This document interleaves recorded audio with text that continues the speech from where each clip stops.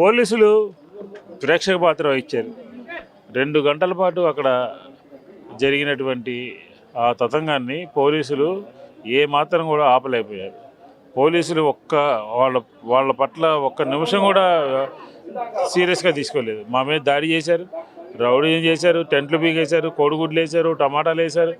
YSR Congress party ఒక న్యాయమైనటువంటి డిమాండ్తో ఏమని అక్కడ సంబంధించినటువంటి లోకేష్ రాజీనామా చేయాలి, లేకపోతే సిబిఐ ఎంక్వైరీ వేయాలి అని దాని మీద సమాధానం చెప్పాలి తప్ప ఈ రకమైనటువంటి రౌడీజము, ఈ రకమైనటువంటి హింస, ఈ రకమైనటువంటి సంఘ వ్యతిరేక శక్తులు చేసేటటువంటి కార్యక్రమాన్ని ఈరోజు శాసనసభ్యుడే దగ్గరుండి చేశాడు. బోనామా చేసింది. బోనామా దగ్గరుండి 2 గంటల పాటు టెంట్ పీకేసేంత వరకు రౌడీజం చేశాడు. కాబట్టి ఖచ్చితంగా రాష్ట్రంలో శాంతి భద్రతల పరిస్థితి లేదు. ప్రతిపక్షాల మీద దాడులు చేస్తూ ఉన్నారు, గొంతు నొక్కేటటువంటి ప్రయత్నం చేస్తూ ఉన్నారు. శాంతి భద్రతల ఫెయిల్యూర్ విషయంలో గవర్నర్ గారు ఇంటర్ఫీర్ కావాలి.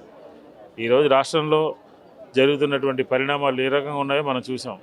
హింస ద్వారా భయపెట్టి ఎవరిని మాట్లాడనీయకుండా, ఎవరిని రోడ్డు మీదకి రాకుండా చేసే విధంగా చేస్తున్నారు. డిఎస్సిలో అక్రమాలు జరిగాయా లేదా? జరగబోతే జరగలేదని చెప్పండి. మేము ఆధారాలతో సహా చూపించాము. సిబిఐ ఎంక్వైరీని అడుగుతున్నాము, లేదంటే రాజీనామా చేయమని అంటున్నాము. కేంద్ర మంత్రి ధర్మేంద్ర ప్రధాన్ గారు రాజీనామా చేశారు. అలాగే భారతీయ జనతా పార్టీ అక్కడ ఉన్నటువంటి వాళ్ళందరి మీద రౌడీజం చేసిందా? వాళ్ళందరినీ పోలీసులు సమక్షంలో దాడులు చేశారా?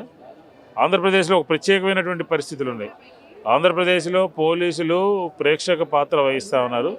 వీళ్ళందరి మీద కూడా చర్యలు తీసుకోవాలి అని చెప్పి ఈ సందర్భంగా వైఎస్ఆర్ కాంగ్రెస్ పార్టీ డిమాండ్ చేస్తారు. కోడిగుడ్లు టెంట్ పైన మూత్రం లాంటిది పోయటం ఇలాంటివి చేశారని చెప్పి అంటున్నారు. వీడియోలు ఉన్నాయి కదా, అన్నీ రాళ్ళు వేయటము, కోడిగుడ్లు వేయటము, టెంట్లు పీకటము, మూత్రం పోయటము, నానా బీభత్సం చేశారు. పోలీసులు చూస్తూ ఊరుకున్నారు.